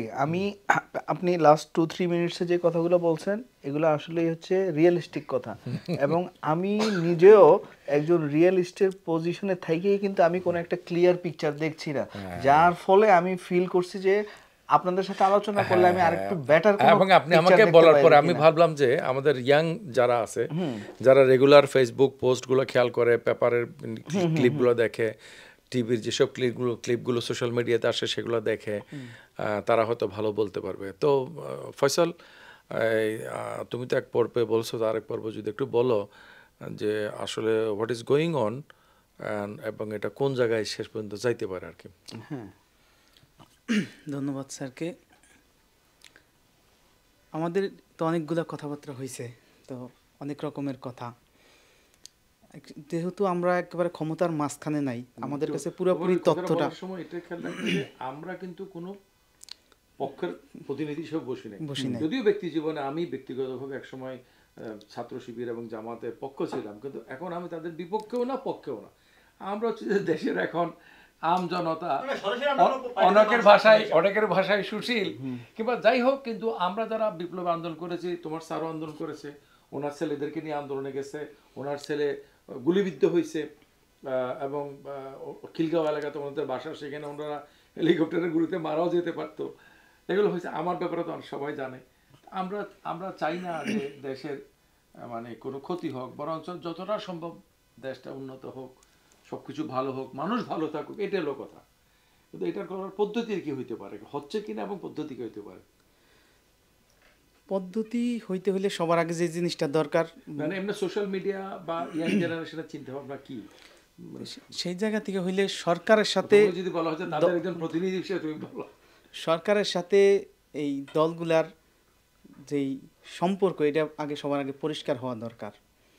এখন আমরা বিভিন্ন মাধ্যমে, অনেকের মাধ্যমে এই বিষয়গুলো শুনতেছি যে সরকার এই যে জাতীয় নাগরিক কমিটি হয়েছে, তারা তো একটা কিংস পার্টি করতেই চাচ্ছে। সরকার যখন একটা দলকে এইভাবে সাপোর্ট দিবে এবং সেই দলটা পরিপুষ্ট না হওয়া পর্যন্ত তারা দেশে নির্বাচন দিবে না। এবং এই যে যে বিচার না হওয়া, তারপরে অপরাধীদের শাস্তি না হওয়া, এই যে সোসাইটির মধ্যে থেকে মব তৈরি হচ্ছে বিভিন্ন জায়গায়, এটা কেন হইতেছে? ওই যে আমরা একজন সাংবাদিকরে দেখছি, মুন্নি সাহা সম্ভবত, তাকে এক জায়গায় অবরুদ্ধ করা হয়েছে। কারণ সরকারের পক্ষ থেকে বলা হয়েছে, অন্য গণমাধ্যমগুলোতে আসছে, সে এরকম কোটি কোটি টাকা দুর্নীতি করছে। কিন্তু সেখানে দেখা গেছে আমাদের যারা এখন সরকার আছে তারা তাদেরকে ছেড়ে দিছে, যার কারণে জনতা যখন বুঝতে পারছে যে একে তো আমরা আবার পুলিশে দিলে কোনো শাস্তি হবে না, তখন এই যে জনতার ভিতর থেকে একটা মব সৃষ্টি হচ্ছে। এটা তো আলটিমেটলি দেশের জন্য একটা মানে উদ্বেগ উৎকণ্ঠার জিনিস। সরকার, এই যে সরকারের তরফ থেকে আমরা আরও একটা জিনিস দেখতেছি, দেশের নিরাপত্তা মারাত্মক মানে নিরাপত্তাহীনতা। এবং সরকারের তরফ থেকে বা এই ডোমেস্টিক নাকি আউটসাইড? একটা হচ্ছে দেশের ভিতরেই, একটা হচ্ছে পুলিশ প্রশাসন একেবারেই ফাংশন করছে না। রাস্তাতে আপনি বের হইলে দেখবেন আগের চেয়ে যানজট অনেক বেশি হয়েছে। যারা হাইওয়ে পুলিশ তারা কাজ করতেছে না, ইভেন যারা এমনিতে পুলিশ ছিল তারাও তাদের কাজটা ঠিক মতো করতেছে না, মানে থানা কেন্দ্রিক যে পুলিশি কার্যক্রমগুলো হচ্ছে না। এরবারে মানুষ এই যে নিরাপত্তাহীনতা, 5ই আগস্টের পর অনেক জায়গায় অনেক মানুষ মারা গেল, এবং এইগুলোরও কোনো বিচার বা কোনো শাস্তি যা হচ্ছে না, যেটা অন্য লোকদেরকে আরও বেশি এই বিষয়গুলোতে উস্কে দিচ্ছে। আর এখন না, একজন লেফটেন্যান্ট জেনারেল রিটায়ার্ড, উনি পুলিশ প্রধান হইলেন, মানে পুলিশ প্রধান বলতে স্বরাষ্ট্র মন্ত্রণালয়ের প্রধান হইলেন, তাহলে এটার কোনো ডেভেলপমেন্ট হইল না, এটা তো মিলে না। এটা নিয়ে কি আমি বলতে পারবো? না, ওর কথা শেষ করুক। নিরাপত্তার যে ওই আপনি যেটা বললেন অ্যাকশন, ওনারা কি চাইতেছে এই জিনিসটা হচ্ছে সবার আগে মানে প্রকাশ করা দরকার। এখন একটা মানে পুরো বিষয়টা একটা এলোমেলো হয়ে গেছে, যে এই যে যেই ছাত্ররা এতদিন সংস্কার চাইছে, তারা এখন তারা সংস্কার বা এই যে দেশের মানুষের জন্য তারা কাজ করার চেয়ে তারা রাজনৈতিক দল গুছানো বেশি ব্যস্ত হয়েছে, যার কারণে এই যে বিচার থেকে শুরু করে সব ধরনের কাজগুলো অনেক কম হইতেছে।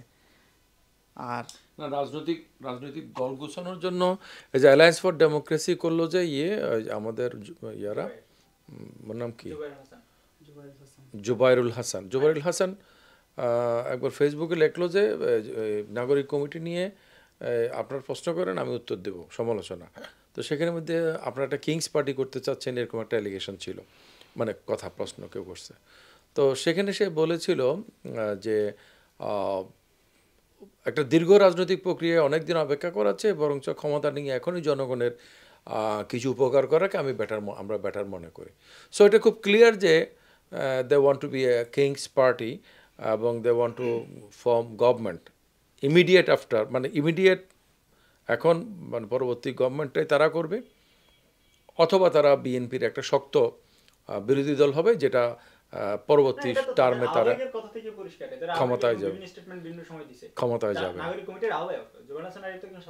এবং নেক্সট ইলেকশনে বিএনপি ক্ষমতা না আইসা এই ধরনের করে কেউ ক্ষমতা আসুক, খুব সম্ভবত জামাত এটা চায়, রাইট? তো সেক্ষেত্রে তো বিএনপি তার সার্ভাইভাল ফাইটটা করবে। আর এরা যে কিংস পার্টি যারা হইতে চাচ্ছে, তাদের নিজেদের মধ্যে তো বিভিন্ন ধরনের প্রবলেম হচ্ছে। এই সম্প্রতি চট্টগ্রামেও বৈষম্য বিরোধী ছাত্র আন্দোলনের মধ্যে একটা নিজেদের মধ্যে একটা সংঘর্ষ হয়েছে, এবং আরও বিভিন্ন জায়গায় সেগুলো হয়েছে। তো ঢাকায় হয়েছে আর কি। তাহলে আমরা ইয়া নিয়ে আমাদের যে মানে বাস্তবতা নিয়ে অনেকখানি তো কথা বললাম, যে এটা বাস্তবতার দৃশ্যটা আমাদের কাছে খুব বেশি মানে উজ্জ্বল না। তো এক্ষেত্রে আপনার কি মনে হয়, আপনি যে পলিটিক্যাল যে সিনারিও দেখা যাচ্ছে, সেটা আমাদের যে এক্সপেকটেশনের তুলনায় তো এটা তো ফুলফিলিং না? হ্যাঁ, অবশ্যই এটা এক্সপেকটেশনের তুলনায় তো ফুলফিলিং না, এই জন্যই মানে আরো বেশি। নেক্সট পেজে আলোচনাটা বলেন যে আমরা আসলে মানে দেশ কি করা উচিত, করা যেতে পারে, এটা করে আমরা শেষ করি। উচিতের আলোচনা করতে গেলে তো আবার আরেকটা লম্বা আলোচনা হবে। এই জায়গাটাতেই আরেকটু জটিল করি, সেটা হচ্ছে এই যে আরেকটা তৃতীয় রাজনৈতিক শক্তি হওয়ার জন্য একটা কিন্তু ভ্যাকুয়াম তৈরি হয়েছে সমাজের মধ্যে, ঠিক আছে? মানে বিএনপিকেও দেখছে, আওয়ামী লীগকেও দেখছে, এখন আবার এই অনেকে বলতে চাচ্ছে যে এবার আমরা জামাতকে হ্যাঁ, ভোট দেব, কিন্তু আসলে জামাতও ওই ভ্যাকুয়ামটা ফিল আপ করার জন্য যথেষ্ট পরিমাণ প্রিপেয়ার্ড না, বা জামাতকে এটা আমি এই জন্যই বলতেছি, সেটা হচ্ছে জামাতের ভিতরকার কোনো খবর না, ভিতরকার খবর না, এটা আমার অবজারভেশন। সেটা হচ্ছে জামাতের তো আসলে এই পপুলার ভোট খুব কম। জামাতের যে তাদের যে ক্যাডার বাহিনী আছে, মানে তাদের যে রোকন বা সদস্য বা ইয়া, এই গ্রুপগুলা লোকগুলা খুবই সংগঠিত এবং এরা একটা কমান্ডের মধ্যে থাকে এবং এরাই বিভিন্ন জায়গায় প্লে করে, এতে এদেরকে বেশি দেখা গেল, এদের ইম্প্যাক্ট বেশি হলেও নির্বাচনী রাজনীতিতে এদের স্টেকটা খুব কম। জামাতের লোকজন তো এবি পার্টি, নাগরিক কমিটি, বৈষম্যবিরোধী ছাত্র আন্দোলন, এমনও কোনো জায়গা নাই যেখানে জামাতের লোকজন নাই। আমি যতটুকু দেখি, আমি চিনি যে এই লোকগুলো তো জামাত, কিন্তু ওরা কিন্তু ওসব জায়গাগুলোতে আছে। তাহলে জামাত বিভিন্ন জায়গাতে চারা ফেলে রাখছে। না, চারা আসলে জামাত ফালাই নাই, ঠিক আছে? এটা অ্যাপারেন্টলি মনে হচ্ছে যেহেতু এদের সাথে কোনো না কোনোভাবে এরা কানেক্টেড ছিল। জামাত তার স্ট্রাকচারের বাইরে কোনো কিছুকেই তার বলে অন করে না, ঠিক আছে? তার পুরা ওই যে একটা প্যারামিটার দেওয়া আছে, ওটা খুবই রিজিড, ওটা ফিট না করতে পারলে আপনি আউট, ঠিক আছে? এবং সে আপনাকে ওইভাবে ইয়ে করে না। হ্যাঁ, হয়তো সাময়িক কোনো একটা বিষয়ে মিল হচ্ছে, ওই বিষয়ে তাদেরকে একমত হচ্ছে, বা ওটা আলাদা কথা। হ্যাঁ, তো এখন এখানে হিসাবটা আরও জটিল এই কারণে, এটা এলো আমার পার্সোনাল অবজারভেশন। যে আলোচনাটা আমি এখন পর্যন্ত কোথাও কাউকে ওপেনলি করতে শুনি নাই, সেটা হচ্ছে এটা জুলাই মাসের 18 বা 19 তারিখ স্পেসিফিকলি যেদিন ইয়া হইলো, ওই যে বিটিভিতে আগুন হইলো, সেতু ভবনে আগুন হইলো এবং মেট্রো রেলে আগুন লাগলো, তখন পর্যন্ত আমরা এই আন্দোলনটাকে যেভাবে দেখছিলাম, আমি আমার ওয়াইফের সাথে বলতেছিলাম যে আমি ড্যাম শিওর এটা কোনো সাধারণ ছাত্রদের আন্দোলন না, ঠিক আছে? এটা আমি কিন্তু ওই দিন আমার ওয়াইফকে বলছি, এর পিছনে অন্য ফোর্স আছে। এবং আমার এই ধারণাটা আরও পাকাপোক্ত হয়েছে পরবর্তী আমার যে রাজনৈতিক অবজারভেশন সেখান থেকে। একটা কথা যেটা আমি কাউকে কোথাও বলতে শুনি নাই, সেটা হচ্ছে যে এই পুরো আন্দোলনের অনেক মাস্টার মাইন্ড শোনা গেছে, অনেকে অনেক স্টেক দাবি করে, বিএনপি, জামাত, ছাত্ররা, ইভেন সেনাবাহিনীর কথাও আছে। কিন্তু এই সব কিছুর উপরে একটা সুপার পাওয়ার কাজ করছে, সেটা হচ্ছে আমেরিকান ইন্টেলিজেন্স।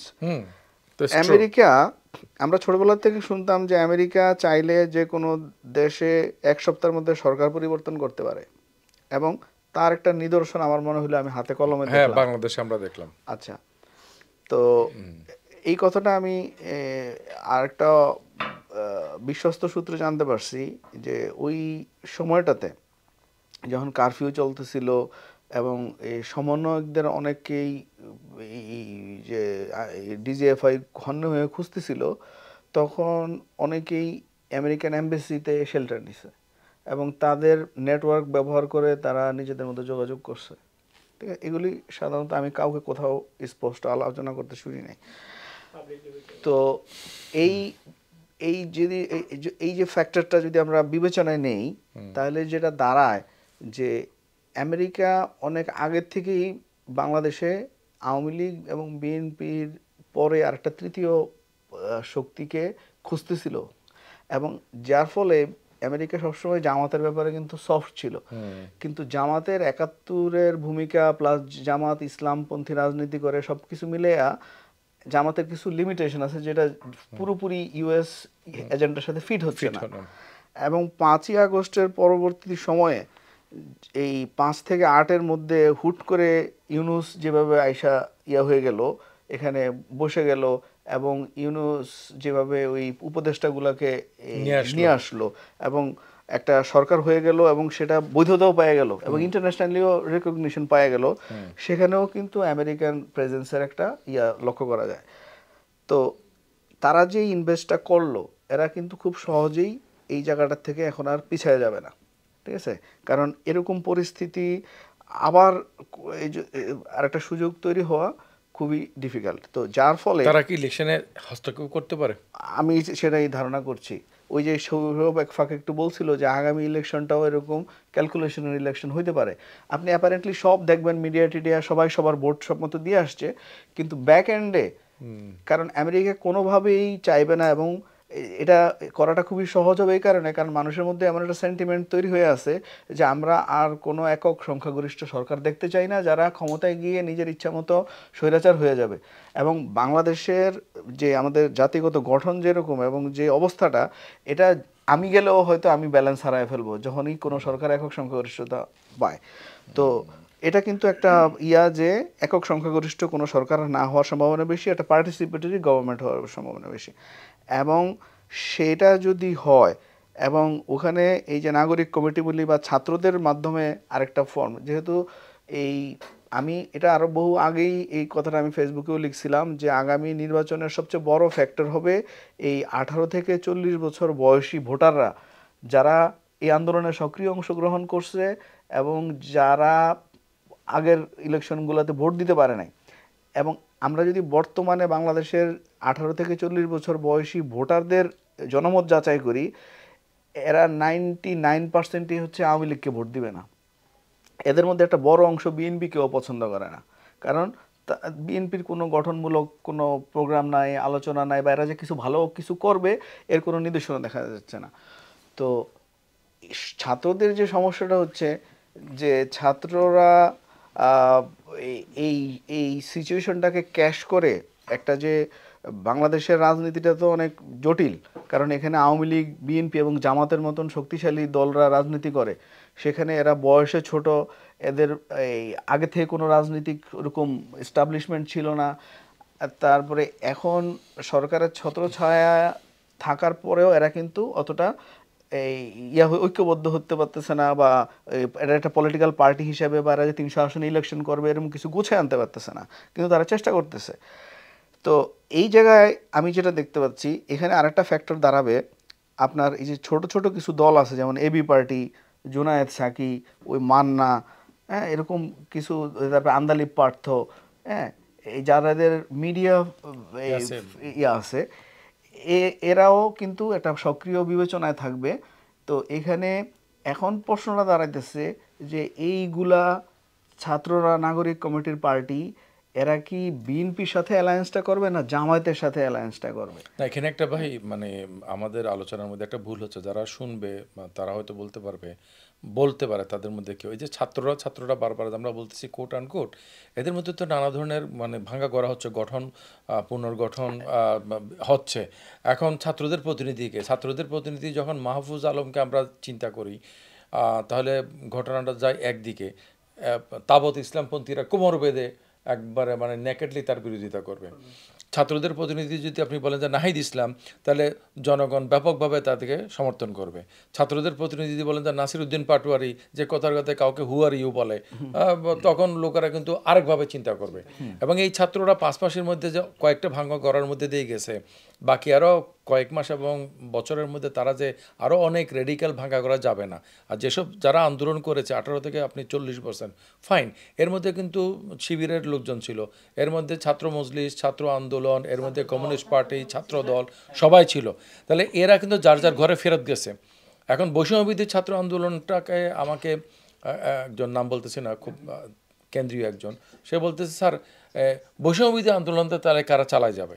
তো বৈষম্যবিরোধী আন্দোলন করার জন্য সে করতেছে, কিন্তু ফ্যাক্ট হচ্ছে যে সে নিজে কোনো দলের না। এখন সে বলছে আমি বৈষম্য বিরোধী।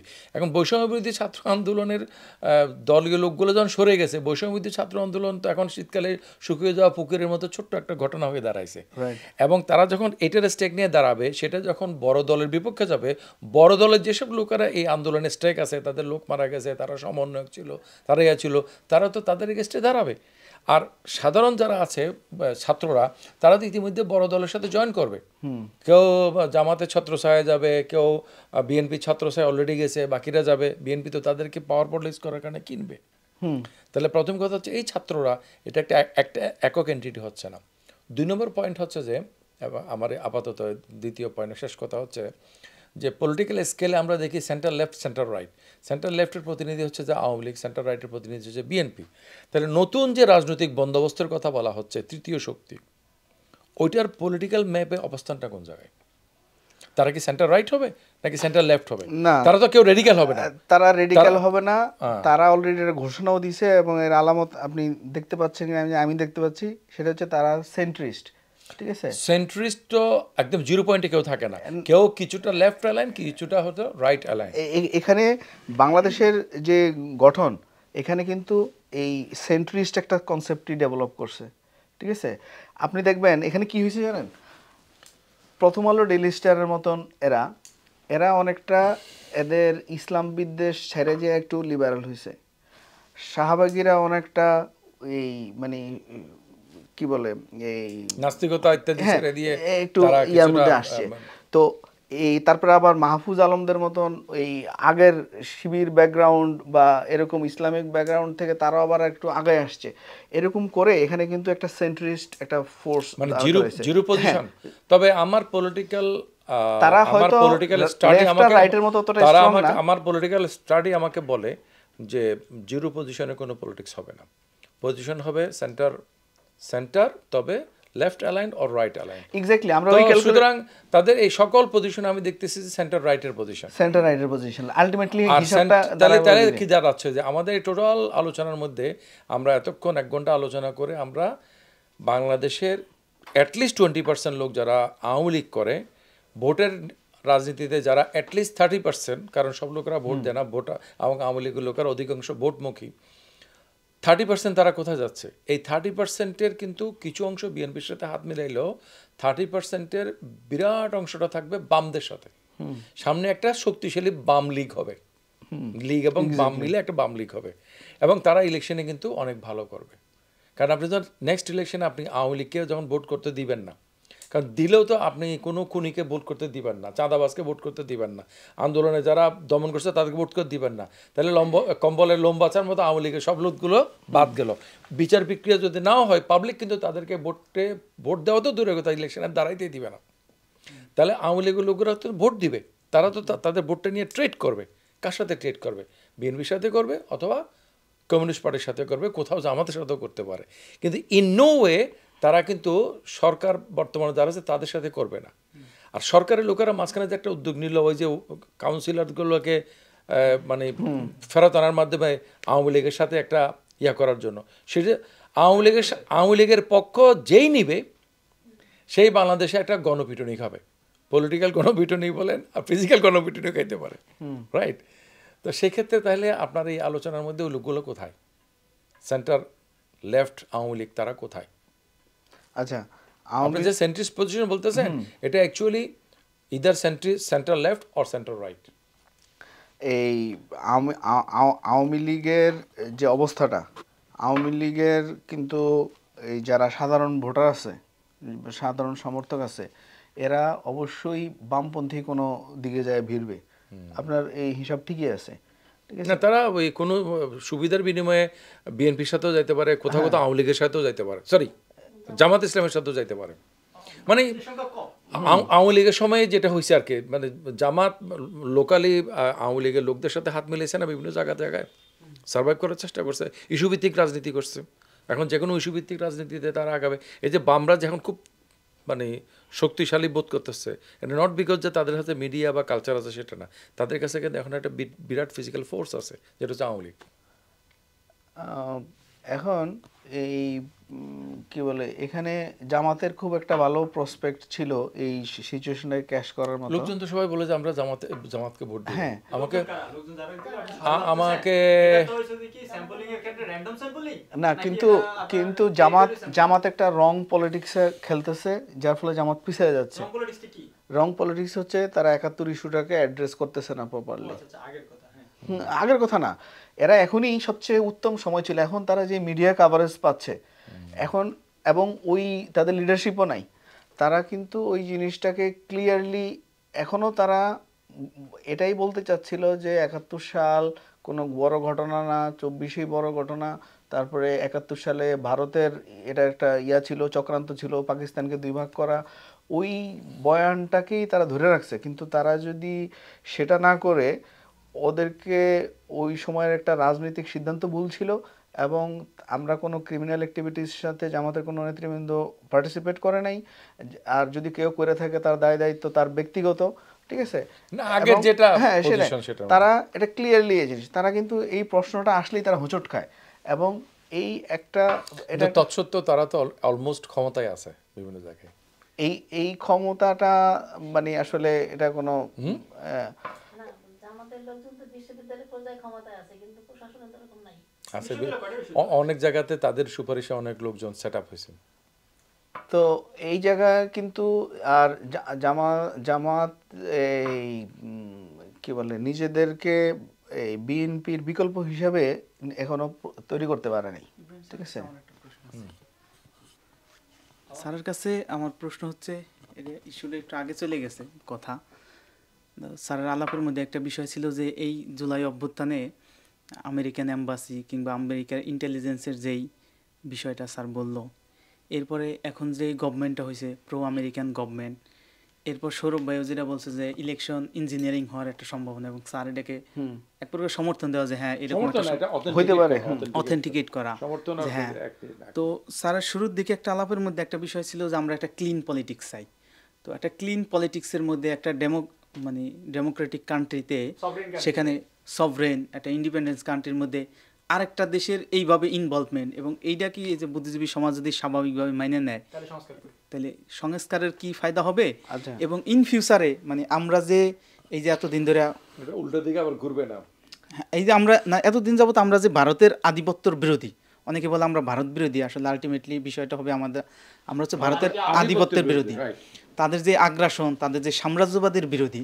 তো আমরা কি সেই ভারতের সেই সাম্রাজ্যবাদের বিরোধিতার থেকে বের হইয়া, দিল্লির চক্র থেকে বের হয়ে আমরা কি তাহলে ওয়াশিংটনের আরেকটা চক্করে পড়তেছি, এবং সেটা কি আমাদের জন্য বেটার কিনা? যদি আমরা ক্লিন পলিটিক্স চাই একটা স্বাধীন দেশে, তাহলে তো আমরা আরেকটা দেশের এম্বাসি হোক, আরেকটা দেশের এজেন্সি হোক, আরেকটা দেশের পাওয়ারকে এইভাবে অ্যাড্রেস করতে পারি না। বর্তমান গ্লোবাল সিচুয়েশনে কোনো দেশকে এরকম সে অর্থে ইন্ডিপেন্ডেন্ট থাকতে পারে? আপনি কি বলবেন? আচ্ছা, আমার এক নম্বর কথা হচ্ছে যে এখানে আমরা দুইটা বিষয় নিয়ে আজকে কথা বলছি। একটা হচ্ছে নিরপেক্ষভাবে বর্তমানের রাজনৈতিক অবস্থাটাকে বোঝা, প্র্যাকটিক্যালি এটার গতি প্রকৃতিটাকে বোঝা, এটা একটা আলোচনা ছিল। আর এটা হচ্ছে যে এক্সপেকটেশনের জায়গা হচ্ছে ক্লিন পলিটিক্স, সংস্কার, এগুলো হচ্ছে এক্সপেকটেশনের জায়গা। আর বাস্তবতাটা হচ্ছে পুরো একটা আলাদা জিনিস। বাস্তবে এখানে অনেক ফ্যাক্টরস অনেকভাবে কাজ করতেছে, অনেক সমীকরণ অনেকভাবে হচ্ছে, সেটা আলাদা।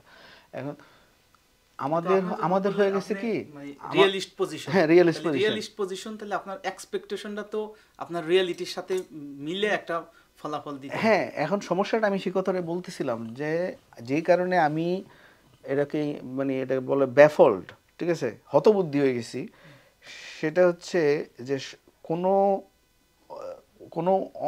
মানে অঙ্ক বা কোনো সমীকরণই মানে খুব ক্লিয়ার কোনো সমাধানের দিকে যাচ্ছে না, এটা খালি মানে প্যাচ খেয়ে যাচ্ছে। তোমার প্রত্যেকটা জায়গায় উভয় সংকট আমাদের জন্য হয়ে গেছে, উভয় সংকট, এবং এটা হওয়াটাই এর ব্যাপারটা হয়েছে কি, যেমন আওয়ামী লীগের একটা সংকট, ঠিক আছে, জামাতের একটা সংকট, বিএনপির একটা সংকট, কেউ কিন্তু সংকটের বাইরে। জামাতের তো কোনো কারেকশন হয় নাই, এই তো দলীয় কারেকশন, তো তারা ভুয়া গণতন্ত্র চর্চা করে, মানে পাতানো গণতন্ত্র। দেখো, চারটা মেইন না স্যারকে বলতে দাও। এখানে আমরা গণতন্ত্র আলাপ করতেছি যে রাজনৈতিক আওয়ামী লীগের ভিতরে গণতন্ত্র, বিএনপির ভিতরে গণতন্ত্র, জামাতের ভিতরে গণতন্ত্র নিয়ে আপত্তি। হ্যাঁ, আমার কথাটা কটু জোরে শোনা যাবে আমি জানি না, তা বলি আমরা তো দুইটা জিনিস মিস করে ফেলছি। একটা হচ্ছে যে কি এই যে নতুন রাজনৈতিক শক্তি গড়ে ওঠার কথা আমরা বলতেছি, তৃতীয় শক্তি, বা হচ্ছে যে কি ধরেন নতুন রাজনৈতিক বন্দোবস্ত, হ্যাঁ, সেটার মধ্যে গণতন্ত্র কই? আসেন আমি বলি একটু, ধরেন কথার কথা, এখন একটা বৈষম্য বিরোধী ছাত্র আন্দোলন আছে। বৈষম্য বিরোধী ছাত্র আন্দোলন নামে যে সংগঠনটা 5ই আগস্টের আগে হয়েছিল, মানে আন্দোলন চলাকালীন সময়ে, সেটা একটা অবস্থার প্রেক্ষিতে তৈরি হয়েছে। সেখানে শিবিরের পোলাপান গেছে, ছাত্র মজলিসের পোলাপান গেছে, ছাত্র মৈত্রীর পোলাপান গেছে, নানান রকম মানুষজন গেছে। এখন আসেন, এইটা তো আমাদের মূল ম্যান্ডেটের, মানে যেই সরকারের থাকুক, মূলত এই ছাত্র আন্দোলনেরই তো ম্যান্ডেট নিয়ে তারা গেছে। সেই ম্যান্ডেটের যে শক্তিটা, সেই শক্তিটার কিছু অংশ ক্ষমতায় গেছে এবং কিছু অংশকে বের করে দেওয়া হয়েছে। তাহলে আপনি একবার সরকারে, আবার আপনি বিরোধী দলে প্লে করতেছেন, আবার বিরোধী দলে প্লে করতে গিয়ে আপনি আপনার যে আরও অন্যান্য গোষ্ঠীগুলো আছে তাদেরকে মাইনাস করছেন। তাহলে আপনি ছোট হয়েছেন এটা যেমন সত্য, আবার আপনি না সরকারি দল না বিরোধী দল, ফলে সংস্কারের জায়গা থেকে আপনি যে সরকারকে প্রেশার ক্রিয়েট করবেন অথবা দায়ী বলবেন সেটাও পারতেছেন না, আবার সংস্কারের যে হচ্ছে না এটা দায় না নিয়েও পারতেছেন না, অথবা নিতেও পারতেছেন না পুরা। এটার পিছনে কিন্তু ছাত্ররা দায়ী। এটার আরও আগে শুরু হয়েছিল এটা 5 আগস্ট থেকে, মানে সরকারের ছাত্ররা কর্তৃক যাবে, এটা একটা ব্যাপার। আরেকটা আমি বলি, ধরেন এখন যে ছাত্র আন্দোলন আছে, বৈষম্য বিরোধী ছাত্র আন্দোলন, এখন যারা আছে তাদের ভিতরকার যে লিডারশিপ তৈরি হওয়া, এটা কি কোনো গণতান্ত্রিক প্রক্রিয়া হচ্ছে? তাহলে সংস্কার তো নতুন রাজনৈতিক সম্ভাবনার মধ্যেও হচ্ছে না, তাহলে আপনার সংস্কার তো সুদূর পরা হতো।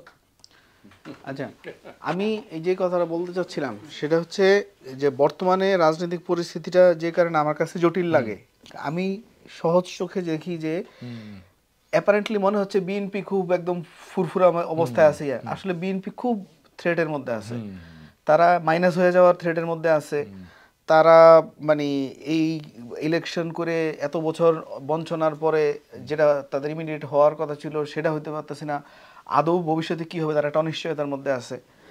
আওয়ামী লীগ সবচেয়ে বড় থ্রেটের মধ্যে আছে, কারণ বিএনপি থ্রেটটা একটু প্রশ্ন না করলে পরে প্রশ্ন করলে হবে।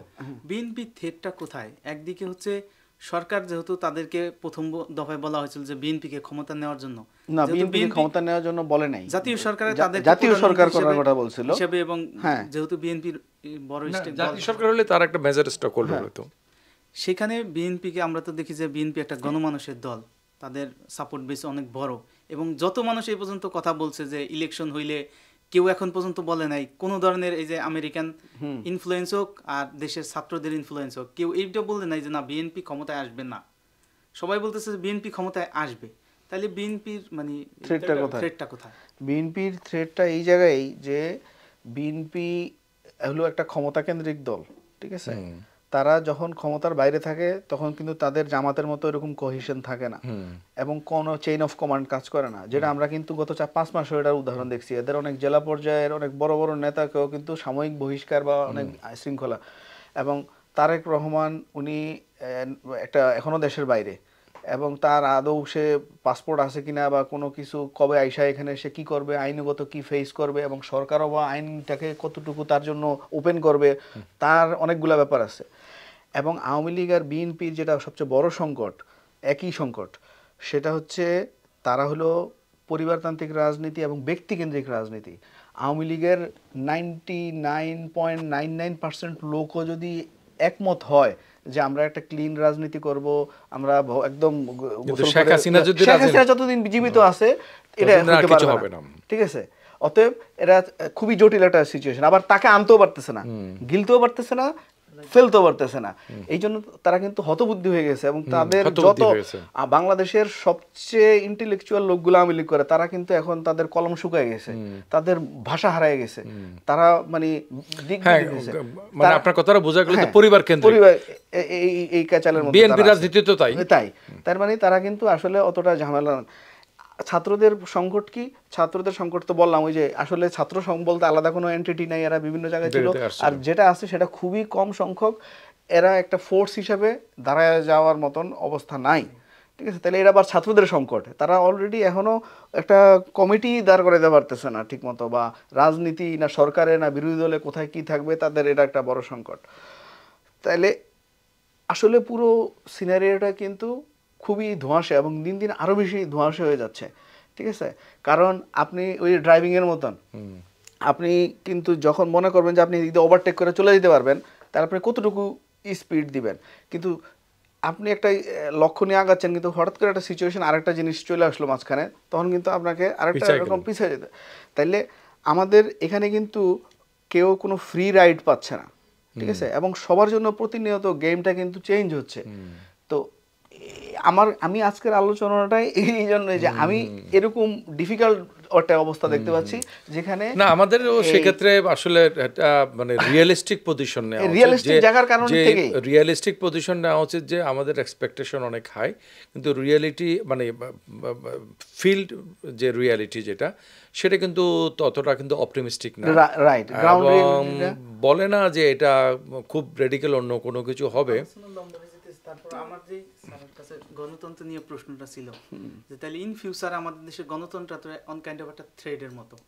ইভেন আমাকে এই নাগরিক কমিটির একজন সিনিয়র নেতা, সে একটা মজমার মানে একটা আলাপের মধ্যে সে বলছে যে এই যে সামনে যে ইলেকশন আসবে এটা একটা ইঞ্জিনিয়ারিং হবে এই ইলেকশনটা।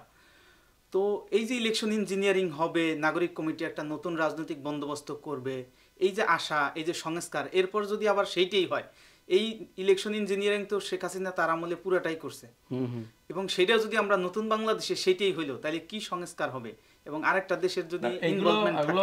এগুলো আমাদের কাছে আনএক্সপেক্টেড রিয়ালিটি। আরেকটা জিনিস হলো যে আপনি যেটা বলছেন যে ধরেন বামেরা ডান হচ্ছে, ডানারা বাম হচ্ছে, তাহলে একটা একেবারেই ট্রু সেন্সে জিরো ডিগ্রি পজিশন একটা সেন্ট্রিস্ট পলিটিক্স হচ্ছে, এরকম একটা হচ্ছে। আমি যদি নাম ধরে বলি, নাম ছাড়াও বলতে পারি, সেম কথা। কিন্তু এই ইয়াটা হচ্ছে এরকম সেন্ট্রিস্ট পজিশনকে যখন ট্রুলি একটা আইডিয়ালিস্টিক পজিশন থেকে এন্ডোর্স করবে না হিট করা হিট হবে। করবে, হ্যাঁ। মনে করেন একটা মানে ইসলামিক এজেন্ডার এগেনস্টে যখন কমিউনিস্টরা যখন হিট করবে তাদের সেন্টারে থাকা লোকগুলাকে, তখন সেন্টারে থাকা লোকগুলা কিন্তু মানে ওই যে লেফট বায়াস আচরণ শুরু করবে। আবার সেন্টারে থাকা ডান লোক যারা বামের এখন কাছাকাছি, তাদেরকে যখন তাদের ওই পজিশন থেকে হিট করা হবে কোন একটা আইডিওলজিক্যাল পয়েন্টে, তখন সে কিন্তু রাইট প্লে করা শুরু করবে, রাইটিস্ট পজিশন নেবে, রাইট অ্যালাইন্ড হয়ে পড়বে। এটা একটা এক্সাম্পল হিসেবে বলতে হচ্ছে যে কথার কথা LGBT Q issue. LGBT Q issue যখন আসবে তখন ইসলামপন্থীরা সেন্টারে যারা আছে তারা ইসলামিক পজিশন নেবে, সেন্টারে থাকা বামেরা বাম দিকে যাবে, বাম পজিশন নেবে। ঠিক আছে? তাহলে এই যে সেন্টার পজিশন যেটা দিয়ে আমরা আমাদের অঙ্কটা সাজাচ্ছি, যারা দেশের অনেক কিছু উদ্ধার করে ফেলবে, তারা কিন্তু নিজেরাই খুবই ভালনারেবল পজিশন আছে, including professor Yunus himself. Exactly. So then what is my prediction? আমাদের আলোচনা শেষে আমি 2 লাইনে প্রেডিকশন করতে পারি। ইউ গট 1 মিনিট, মাইক্রোফোন আমার হাতে থাকবে। নির্বাচন 2025 এর ভিতরেই হবে, বিএনপি সরকারে যাবে, যতই এখানে আমেরিকা আসুক অথবা দিল্লি আসুক, এর কোনো বিকল্প হবে না। ছাত্ররা মাঝখানে খুব স্বপ্ন দেখছিল তারা 1 নম্বর শক্তি হবে, তাদের পক্ষে 1 নম্বর শক্তি সম্ভব না।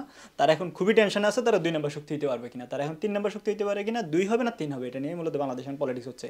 যে তারা কি জামাতের সাথে জোট করে দিতে হবে, নাকি জামাত তাদের সাথে জোট না করে নিজেই দিতে হবে, নাকি তাহলে জামাত যদি এদের সাথে জোট না করে তাহলে বাকি যে ছোট ছোট ছোট ছোট পকেটগুলো আছে সবগুলো পকেট মিলে একটা বড় পকেট হইতে পারে কিনা। সেই বড় পকেট হয়ে যদি তৃতীয় শক্তি হয় তাহলে ছাত্রদের ভবিষ্যৎ খারাপ। যদি কোনো কারণে দ্বিতীয় শক্তি হতে পারে তাহলে আল্লাহ মাশাআল্লাহ যত চুরি করুক না কেন তারা একটা এমপি মন্ত্রী এবং পলিটিক্স তারা রিপিট করে শুনতে হবে। আমাদের মিতুল ম্যাডাম আপনি অনেকক্ষণ শুনেছেন, আচ্ছা বলবেন তো, তুমি কি লাস্ট কিছু বলবা? হ্যাঁ, লাস্ট কিছু বলতে সরকারের কাছে আমার প্রত্যাশা যাতে সারা দেশে যে নিরাপত্তার বিঘ্নিত অবস্থা আছে এটা যাতে থেকে তারা উত্তোলন করে, পুলিশ প্রশাসন ভালোভাবে ফাংশন করে।